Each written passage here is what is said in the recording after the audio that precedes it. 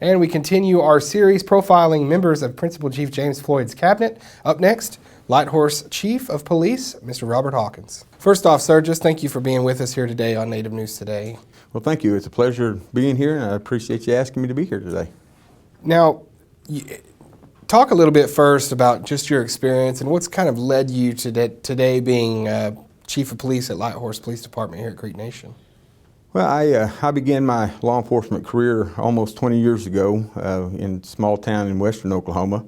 I remained at that agency for 11 years and was Chief of Police there for just over 6 of it before I moved to the Tulsa area in 2011.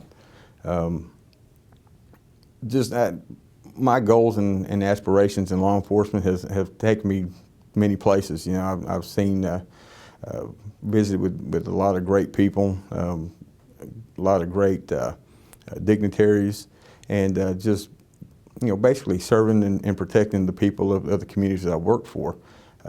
I think by being as a commander over a department, you know, Chief of Police over the department, it has been definitely rewarding just by the number of officers that I've got to work with, and I think now means more now just because I'm serving the people of my nation. I am a Creek citizen, and just merely being back home is definitely a plus.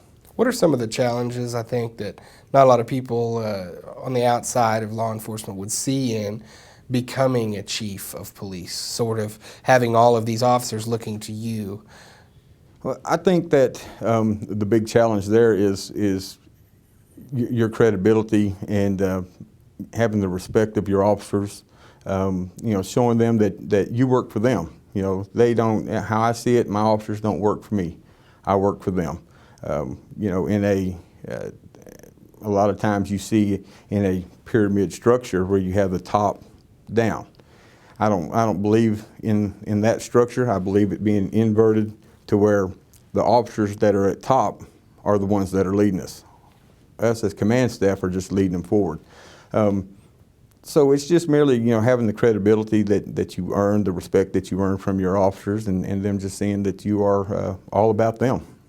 Now, Chief Hawkins, you know, we're living in tough times as far as what law enforcement means, what it's doing out there, how the people are responding to law enforcement. We're seeing a lot of things crop up where there is violence against police. There are troubling police-citizen relations in some areas. What have you told your officers, or have you all had discussions about the times that we are in, and maybe do you change the way that things happen, or have you had those discussions? Well, you know, in light of everything that's been going on, you know, the officer-involved shootings and the active shooter situations in, you know, these other areas throughout the country, when, you know, we have met on several occasions on it. And one thing that I tell my officers is that you have to be vigilant. You have to pay attention to what's going on around you at all times. I mean, for, you know, using an example of the deputy that was ambushed down in Harris County, Texas, you know, back about a year ago, just merely pumping gas in his vehicle. So, you know, we have to be vigilant. We have to pay attention to what's going on around, and just keeping an eye on each other, having each other's back, knowing where everybody is at any given time. We don't change nothing other than being more alert and more aware of what's around us. We're going to enforce the law. We're going to protect our citizens and property, the same as what we've been doing for quite some time. I don't feel that and I can speak for my officers. You know, I don't feel like we have to change anything. We are going to keep proceeding forward and doing our jobs, being you know, being that agency that is out there protecting not only our citizens within the Creek Nation, but the citizens of the communities that are within our tribal boundaries. And it's certainly, you know, a tough job, you know, going out and putting your life on the line really every time you're out on patrol for our Lighthorse police. But there are instances too where you have to use deadly force, or the officers feel it's warranted to use deadly force. In those cases, Creek Nation, much like other law enforcement agencies, are you confident in our structure when that does happen? What takes place, and could you share with us sort of what takes place there? You know, we are, well, I don't want to say we are prepared. You're never prepared for a shooting incident. You just hate to see that happen. Using deadly force is an absolute last resort. You know, we use the necessary force to stop a threat. Unfortunately, you know, in cases it does resort to deadly force.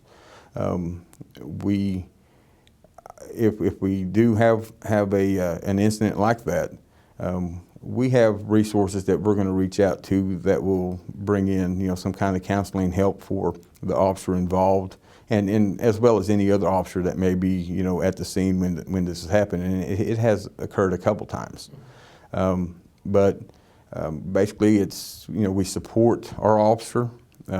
We do the necessary means to provide him the assistance, the counseling, or what it may be for him, and just making sure that he's ready to get back on the street, you know, when that time comes. But just, you know, full support of him, you know, and like I said, just, you don't want to see a shooting incident happen, but if it does, then we deal with it, and then we move forward. You know, a lot of things have come up too, as far as jurisdiction, you know, and are our tribes equipped to not only go out and see, identify, and fight crime, but also come in and be able to prosecute in our courts and have our jail systems. We've seen that come into question, really. Are our tribes able to, you know, effectively have jurisdiction over some of these things that happen to non-Indians in Indian country? But my question to you would also be, even in our own city here, we've had our sheriff's department and question the memorandum of understanding between them and us as Lighthorse Police. Have you seen some areas where that can be fixed, maybe some fences mended there? And what have you all done? Have you had any contact with the sheriff's department? Well, as a matter of fact, we have. A couple days ago, we actually met in the district attorney's office with our attorney general, with the district attorney, and then with the sheriff and his undersheriff. We are making progress. We have had, you know, we've had bumps in the road through this process, just on the understanding of what we can do and what we can't. You know, and of course, jurisdiction falls into play when you're dealing with non-Indians in Indian country, and with a cross-deputization that we are looking in the near future to put in place. It will enable us to, as both agencies, be able to enforce the laws when it comes to, you know, jurisdictional issues, whether we have to take actions into our hands on a non-Indian off of tribal property, as well as them assisting us or having to handle something when it comes to dealing with Indian country also. You looking at what Lighthorse is doing here in the last few years, there have been some new things that have happened. There's K9 units, there's task force that they're a part of. Also the Lighthorse Explorers program, getting the youth involved. I know you're probably excited about that. Anything to look for in the future? Some things you're excited on that you guys are working on rolling out? You know, we are really doing well with our special units. My K9 unit, I can speak real highly of. We are, I know in the past, we have kind of lacked, you know, being able to utilize our K9 unit the way that we would like to.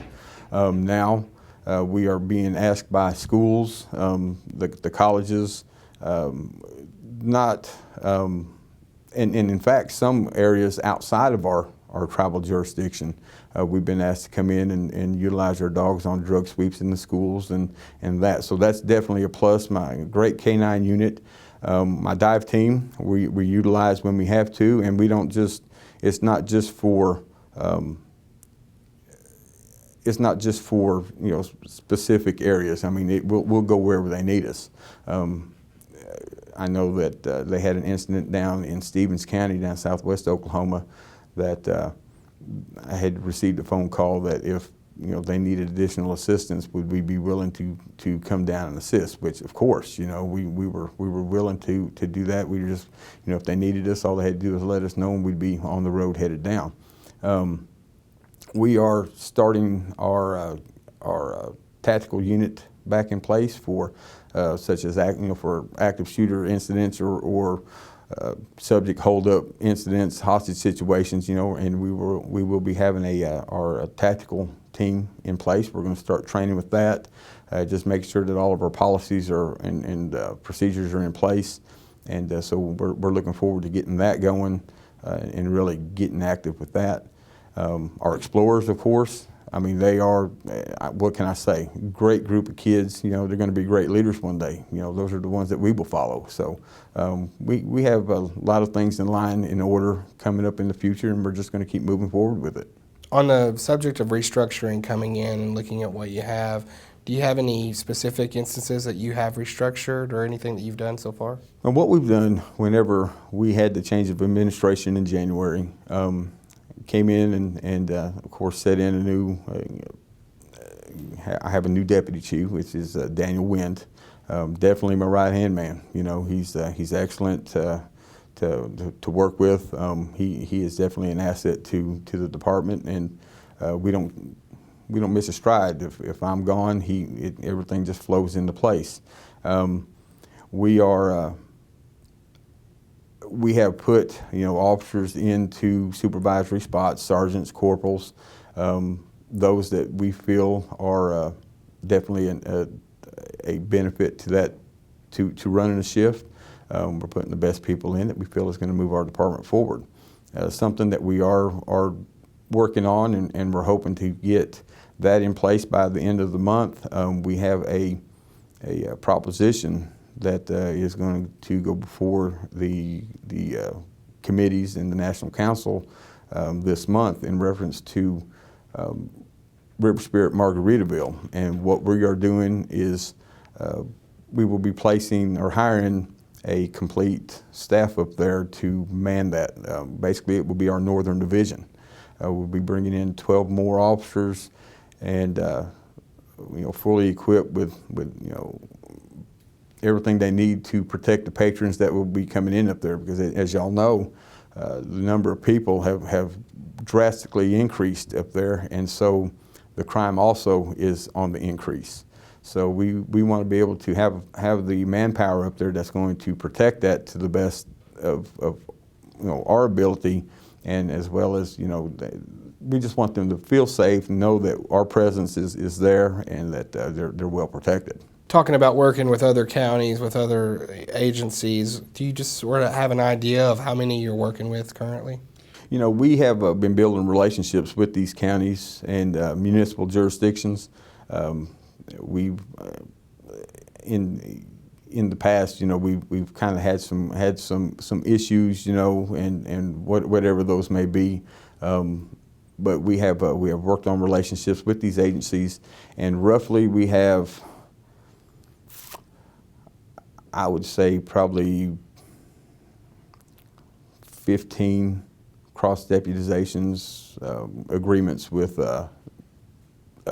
counties and municipal agencies. Is there anything else that you would like to add regarding, just citizens out there, what they need to know about Robert Hawkins and about the Lighthorse Police Department under your leadership? Well, as for my department, it's good that we are a proactive department. We are, our goal, and my goal as the chief of the department, is to provide the best protection for our citizens, for our property of the nation. And like I said, not just that, but as well as the folks that we serve in these communities. We're going to provide our officers with the best equipment and whatever else we may need for them to better themselves and to better protect our citizens. Something that we're going to be doing is actually putting in in the paper a crime report of everything that we do or the month prior. And this way, it shows what our productivity is, what we're doing out there and what we're getting off the street. And I think by being transparent with our citizens, they will have a better understanding of what we do, not just what we're perceived as. Like I said earlier, earning, as a department, earning the people's respect back, earning that back is huge. Being able to get out and be proactive and get out in your, community meetings, stopping and visiting with your citizens, helping them. You see something that they, just roll up on and they're merely taking groceries into the house. You stop, go up and help them. Just whatever it takes. And I want our citizens to see that that's what we're about. We're not just a security force. We are a full-fledged police department that has full police powers, just like any municipal, county, or state agency. So it's important that they understand that we're there for them, and that whatever they need, we are going to do whatever we need to do to assist and help. Well, Chief Hawkins, we certainly thank you for your time today. We know that you're a busy man, but thank you for coming in with us and speaking with us on behalf of yourself, your department, to the citizens of the Mvskoke Nation. Well, thank you. I appreciate the invite, and I hope to be speaking again soon. Great. Thank you, sir. Thank you.